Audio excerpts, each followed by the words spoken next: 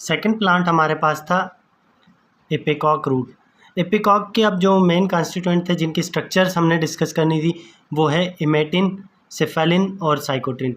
अब इमेटिन, सेफेलिन और साइकोट्रिन तीनों के अंदर आइसोक्विनोलोन मेन न्यूक्लियस है, क्योंकि ये आइसोक्विनोलोन डेरिवेटिव है एपिकॉक रूट। आइसोक्विनोलोन के लिए हमने डिस्कस किया था कि बेंजीन के साथ अब जो पायरिडीन का नाइट्रोजन था वो सेकंड पोजीशन पे शिफ्ट हो जाएगा, तो ये बन जाएगा हमारे पास आइसोक्विनोलिन। ये तो हो गई मेन स्ट्रक्चर जो कि सब में मौजूद होगी।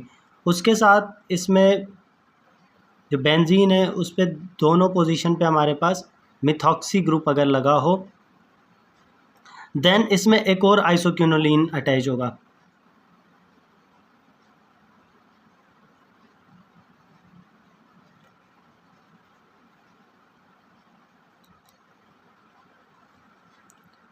अब ये दोनों जो आइसोक्विनोलिन हैं इनके दरमियान में एक और रिंग मौजूद है और उस रिंग के थ्रू ये दोनों आपस में अटैच्ड हैं। इसका ये फर्स्ट वाला कार्बन और ये कार्बन के थ्रू लिंक हुए हैं हमारे पास।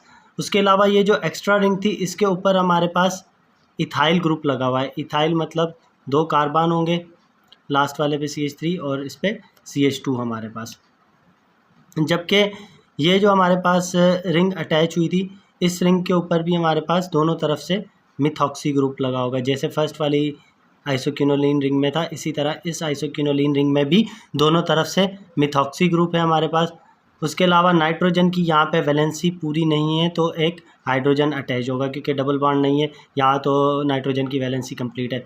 ये हो गई हमारे पास इमेटीन की स्ट्रक्चर।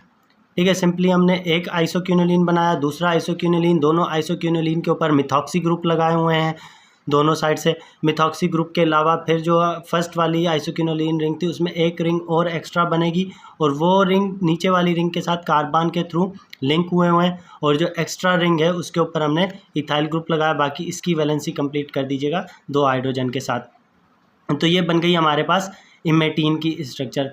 अब इमेटीन से ही अगर हमें सिफेलिन बनाना हो, ठीक है, तो सिंपली आपने उसका मिथाइल ग्रुप एक रिमूव करना है। जो नीचे वाली हमारे पास ये आइसोक्विनोलिन रिंग है इसका इस पोजीशन से मिथाइल ग्रुप रिमूव करके हाइड्रोजन ऐड कर दें तो ये सिंपली हमारे पास इमेटीन से सिफेलिन बन जाएगी। बाकी सारी आपकी रिंग स्ट्रक्चर सेम रहेगी। ठीक है, सेम मेथड फॉलो करें। सबसे पहले आप आइसोक्विनोलिन बना दें। आइसोक्विनोलिन के बाद मैंने आप लोगों से कहा था कि मिथॉक्सी होगा इस पर, इस तरफ से भी, इस तरफ से भी। उसके बाद एक रिंग यहाँ पे एक्स्ट्रा आ जाएगी थर्ड, और उस रिंग में इस पोजीशन पे आपके पास मिथाइल ग्रुप लगा हुआ है, इथाइल। ठीक है, इथाइल ग्रुप के बाद ये कार्बन के थ्रू लिंक है एक और आपके पास आइसोक्विनोलिन रिंग के साथ। एक और आइसोक्विनोलिन रिंग बनाई, उसमें अब यहाँ वाला मिथॉक्सी सेम रहेगा, यहाँ पे जो मिथॉक्सी था उसकी जगह OH आ जाएगा आपके पास, तो ये कन्वर्ट हो जाएगा सिफेलिन के अंदर। पहले आपके पास था इमेटिन, अब ये कन्वर्ट हो गया सिफेलिन में। बाकी ये जो आपकी हाइड्रोजन थी वैलेंसी वो उसी तरह सेम रहेगी, यहाँ पे 2 हाइड्रोजन आ जाएंगे हमारे पास।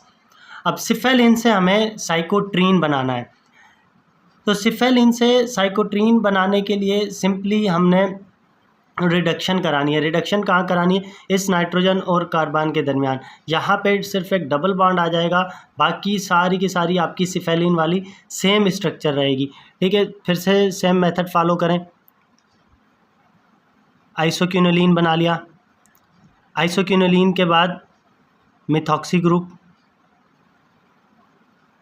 सेम। उसके अलावा एक जो हमने कहा था रिंग एक्स्ट्रा रिंग के ऊपर इथाइल ग्रुप। इथाइल के बाद ये कार्बन के थ्रू लिंक है हमारे पास आइसोक्विनोलिन से। अब आइसोक्विनोलिन में जो हमने पहले से बनाया हुआ था सिफेलिन में मिथॉक्सी और हाइड्रोक्सिल ग्रुप सेम रहेगा, बस यहाँ पे जो आपका हाइड्रोजन था ये रिमूव हो जाएगा, दूसरा इस तरफ से कार्बन का हाइड्रोजन रिमूव होकर ये दोनों आपस में डबल बॉन्ड बना लेंगे, तो ये सिफेलिन से हमारे पास बन जाएगा साइकोट्रीन। तो ये तीनों हमारे पास केमिकल स्ट्रक्चर्स हैं एपिकॉक की। सिंपली इनके अंदर मेन जो न्यूक्लियस है हमारे पास वो आइसोक्विनोलिन है।